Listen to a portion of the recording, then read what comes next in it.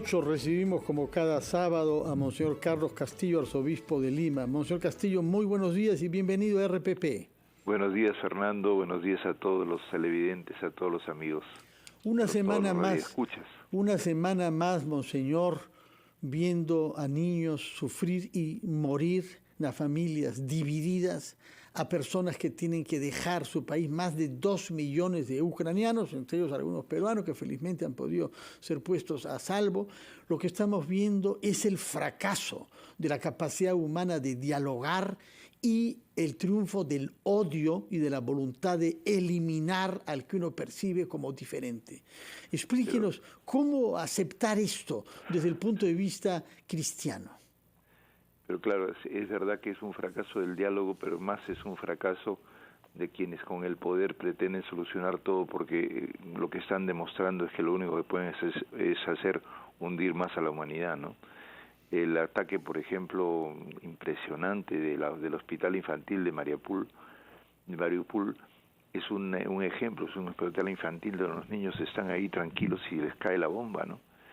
O cuando han encontrado la masacre de Irpin debajo del puente, todos los refugiados que salían los han masacrado, ¿no? O sea, eso sin ninguna justificación, porque son crímenes de guerra, son crímenes que en realidad muestran que no tienen otra alternativa para poder dominar que operar arbitrariamente, crear miedo, terror. Y yo creo que ahí se ve que el diálogo es la única solución, a pesar de que momentáneamente se haya suspendido, ¿no? La otra posibilidad es la imposición, pero también la inauguración en la historia moderna de la humanidad de una nueva etapa trágica para el mundo, ¿no? Porque esto es un desajuste generalizado en todas las relaciones y va a obligar a una defensa, digamos, generalizada también, ¿no? Y eso es una contienda general que es muy peligrosa.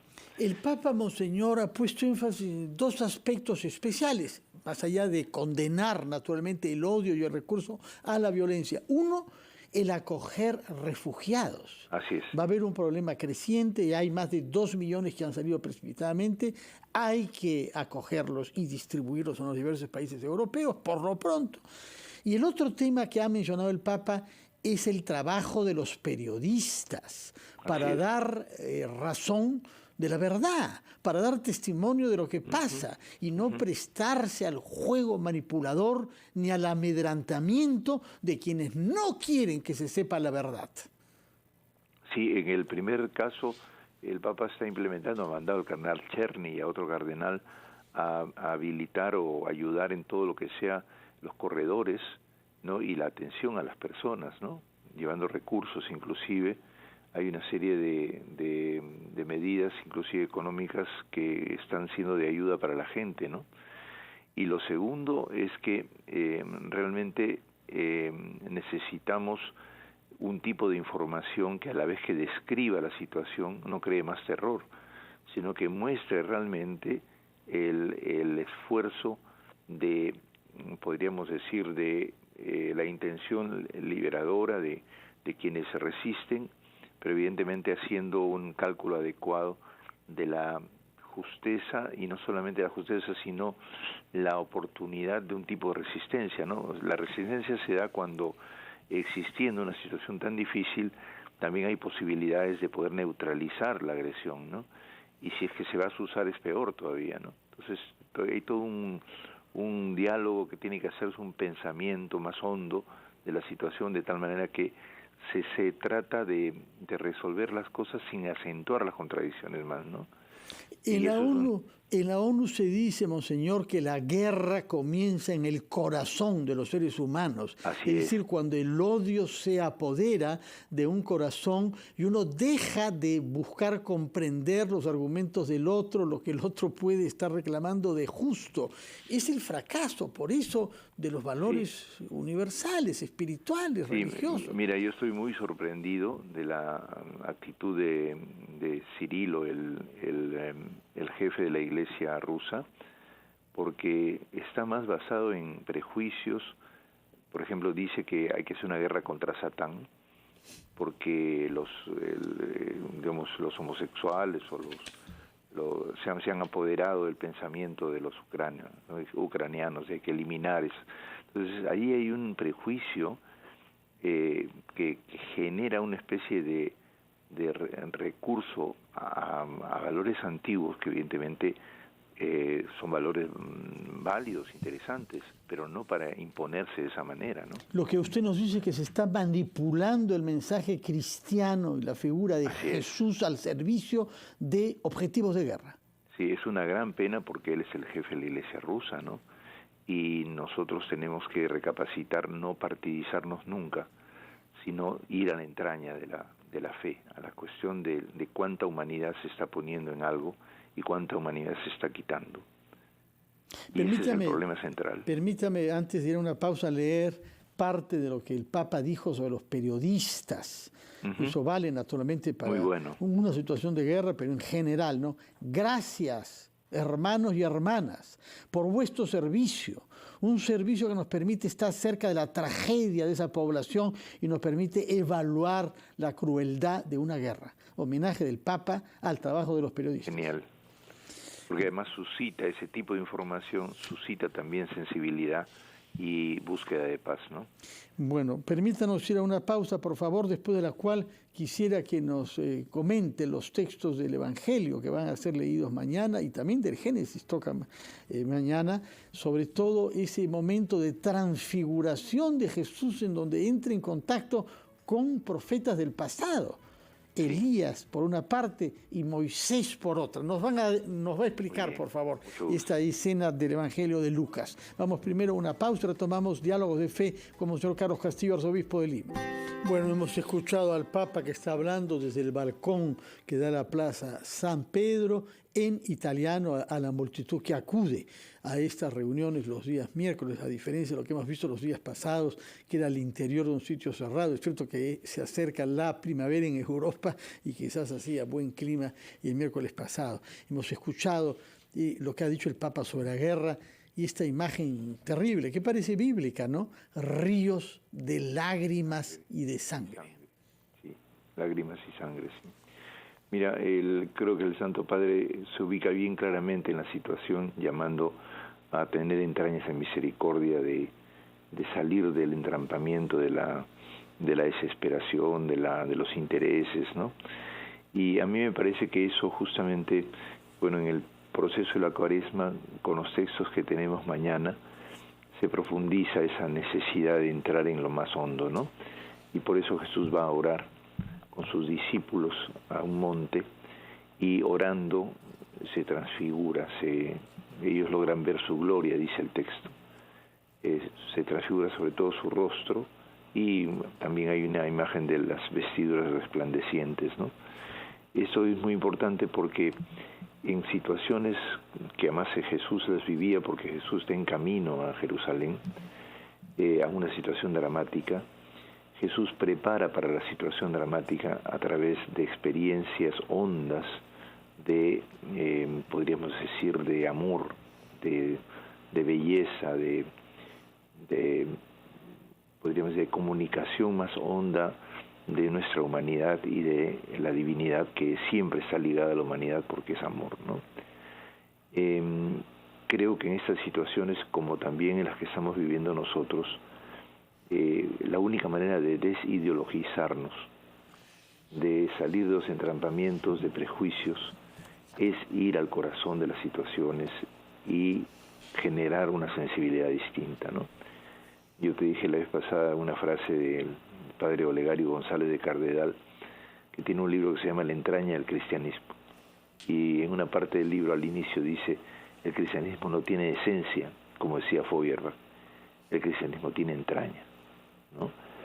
Y esto es muy importante porque a veces pensamos que las evaluaciones sobre la influencia o no influencia de lo religioso, etcétera, son todas calculables sociológicamente, como también se puede hacer este tipo de estudios estadísticos, pero lo que más importa es cuánta humanidad suscita de lo más profundo de una situación para salir de ella. Y por eso es incalculable la grandeza que puede tener una influencia humanitaria que testimonia la solidaridad y favorece, por ejemplo, una noticia o las noticias que crean sensibilidad en la gente. Eso transforma el mundo. Eso ayuda a crear una mentalidad y a sentarse en la mesa para dialogar. Monseñor, justamente usted nos menciona a propósito de los textos del Evangelio que van a ser leídos en la misa de mañana. Jesús se retira para rezar y se produce esta situación llamada de la transfiguración. Sí. Es curioso que se menciona en más de una oportunidad que mientras él vive esta experiencia intensa, los discípulos se quedan dormidos. Hay una tendencia a dormirse, una tendencia física, ¿no? Pero luego se despiertan. También el jueves santo, el jueves de la entrega duermen, y él se queda el único, ¿no? Pero durante este momento de transfiguración se le ve conversando con Moisés y Elías, que son figuras que han vivido cientos de años antes que él. Sí. Explíquenos quiénes son y por qué Moisés y Elías. Son dos personajes simbólicos. Uno expresa la tradición de la ley en Israel y el otro la tradición de los profetas, ¿no?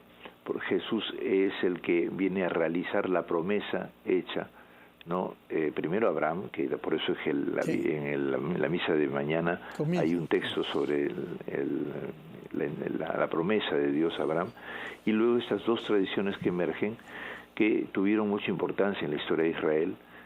La de los reyes es la más fuerte, si quieres tú, desde el punto de vista del proyecto de Dios, y que en donde los profetas influyen mucho para justamente transformar el corazón de los reyes y no gobiernen arbitraria y tiranamente.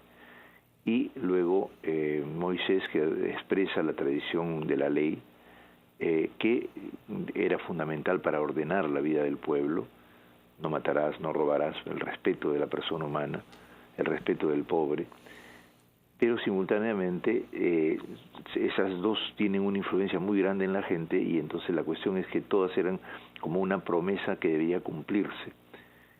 Y Jesús es el que va a seguir el camino. Dice, en su éxodo hacia Jerusalén conversaba con ellos. O sea, en su camino de entrega para que la ley y los profetas se cumplan concretamente en la definitiva entrega de Dios en la historia, con Jesús, que entrega su vida y se sacrifica por los demás y hace posible una nueva vida para la humanidad, ¿no? Ahora, usted mencionaba a Abraham, que efectivamente es objeto de un relato en el Génesis que se leerá el domingo también. Y lo que siempre ha sorprendido y me ha llamado mucho la atención es que se precisa con mucha concreción que él había nacido en el Golfo Pérsico, en lo que hoy es Irán. Se menciona la ciudad Ur, que se conoce perfectamente, ¿no? Sí. Cerca del mar, y ha atravesado 1.500 kilómetros hasta llegar al Mediterráneo. Es decir, Abraham es un extranjero que viene desde muy lejos para fundar un pueblo y, como dice la Biblia, fundar una raza. Es un pueblo además insignificante, ¿no? Porque Abraham tiene todas las condiciones de un ser humano, podríamos decir, marginal, ¿no? Es hijo de un padre que se frustró en el camino, ¿no? Su padre había salido para Canaán y se frustró, y lo que hace Dios es renovarle la promesa de su padre. No tiene hijos, y por lo tanto, siendo pastor es un problema, es un fracaso, porque no tiene quien le cuide los rebaños. A la vez es una persona mayor, no ha salido de casa y tiene 75 años. En fin, hay una serie de cosas marginales. Inclusive ahora se habla de que la palabra Abraham tiene relación con la palabra Japiru, que es una especie de pandilla, ¿no? A Japiru le llaman al grupo que tenía David de una especie de pandilla que lo acompañaba, ¿no? En todo caso, esa persona marginal la escoge el Señor como siendo el pueblo pequeñísimo para generar la esperanza en todos los pueblos de la tierra. Y para eso, ¿qué hace? Lo ama gratuitamente. Por eso el texto de mañana es muy lindo, porque esa es la alianza unilateral. Unilateral significa que Dios le promete sin condiciones a Abraham amarlo y ayudarlo para ser bendito. Le promete hijos, mira las estrellas del cielo, le promete tierra, y en esa promesa Abraham cree, Y dice el texto, y se lo reputó por justicia. O sea, le consideró justo algo que era gratuito. Claro. Algo que daba Dios. Eso es muy importante porque suscita a través de la gratuidad la capacidad del ser humano de poder desarrollar toda primero su acogida del don y luego también su capacidad de ser don para los demás, ¿no? Bueno, escucharemos mañana la homilía que usted pronunciará en la catedral a las 11 de la mañana, que se transmite naturalmente vía digital y también televisión. Así es que gracias por este adelanto de estos grandes momentos de la Biblia, la introducción de la figura de Abraham y Jesús conversando con Moisés, como nos ha explicado usted en el contexto de esa noche de la transfiguración. Muchas gracias, Monseñor, y le ruego que para despedirnos ofrezca su bendición al pueblo de Lima y a los peruanos en general, creyentes y no creyentes. Padre bueno, mañana nos vas a hacer vivir un momento íntimo de belleza y de alegría anticipada de tu reino con tus discípulos. Permítenos también tener esos momentos hondos para dejar de lado entre nosotros las riñas, las ambiciones, los maltratos y sobre todo comprender que nos has hecho de tu propia entraña, de la entraña misericordiosa. Ilumina también al obispo de Moscú, Monseñor Cirilo, para que comprenda hondamente que lo que hay que predicar es como el Papa y todos los obispos de Ucrania, entrañas de misericordia para resolver estos problemas. Y ayúdanos a poder doblegar todas nuestras ambiciones para el servicio de una humanidad sana y esperanzada, especialmente la de los niños, los enfermos de los hospitales, de los que están siendo maltratados. Ilumina también a nuestros periodistas para que sigan informando y suscitando sensibilidad en toda la humanidad. Y ayúdanos a todos. Y Dios bendiga a nuestro pueblo en medio de las situaciones difíciles que vivimos y nos haga caminar por el camino del amor. En el nombre del Padre, del Hijo y del Espíritu Santo. Amén. Muchas gracias, Monseñor Castillo. Escucharemos la misa mañana a las 11 que usted celebra, pero en fin, se celebra en todas las iglesias del Perú, naturalmente. Que tenga usted un buen sábado y nos veremos mañana vía, naturalmente, digital. Muy buenos días y gracias por su presencia en RPP. Muchas gracias, Fernando, también. Y eso es todo por ahora. Sigan con nosotros. Ya viene familia.com con Jesús Vélez. Muy buenos días y feliz fin de semana.